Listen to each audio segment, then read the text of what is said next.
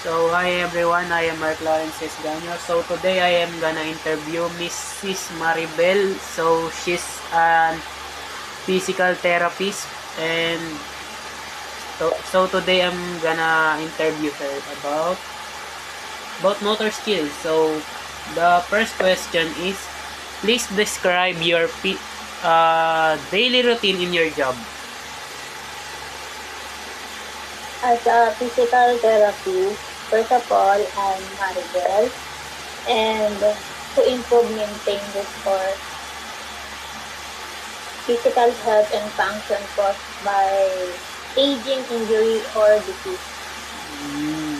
Oh, okay. Hello. What do you find the most rewarding and enjoyable about your job?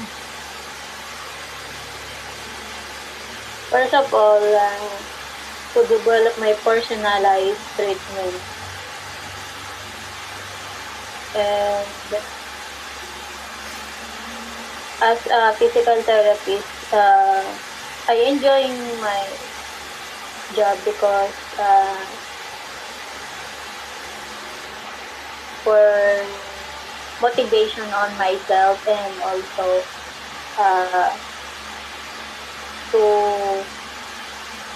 to help the patient, like example, the patient like stroke, disease, like that. Alright. So let's proceed to the next question. So what do you Okay, find thank the you. least enjoyable part of your job? What? Enjoy? Yes, ma'am. What do you find the least enjoyable part of your job? Enjoyable part of my job? Yes.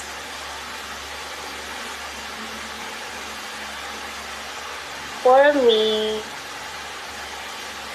is to treatment for my patients and to help maintain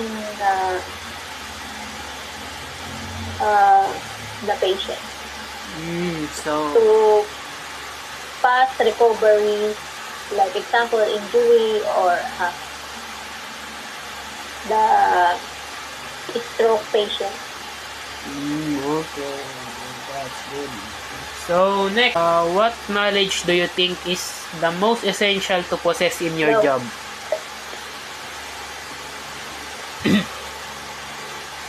Okay, I'm gonna repeat the question. For me, that is my knowledge is to help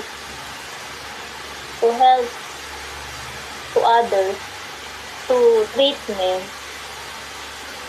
and rehabilitation for condition like stroke, Parkinson, or spinal cord injury, and care tailored to elderly patients or children injured, like that. Okay,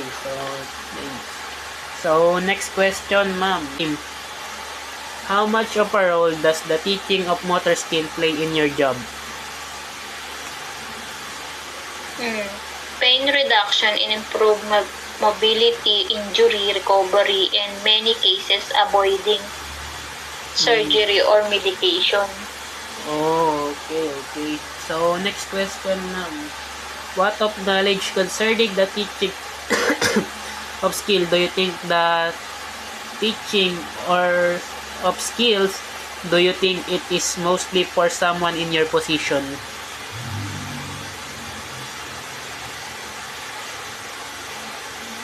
For me is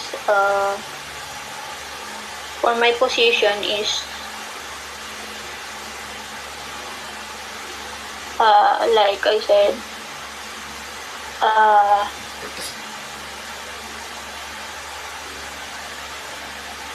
good proper massage and proper handle in the patient. Okay. Next question. Okay. So, for a current student of motor learning, what do you think is the most important information for me to acquire?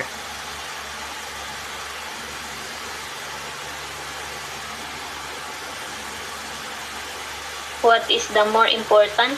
Yes po. What do you think is the most important information for me to acquire? For me. For me, it's my suggest for a new student as a physical therapist to maintain the patient, make handle proper and most properly, and check what kind of injury.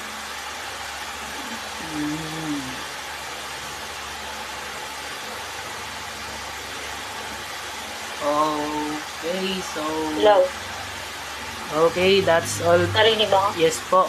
Okay po, that's all. Thank you for this one, for your wonderful answer from my question. Thank you.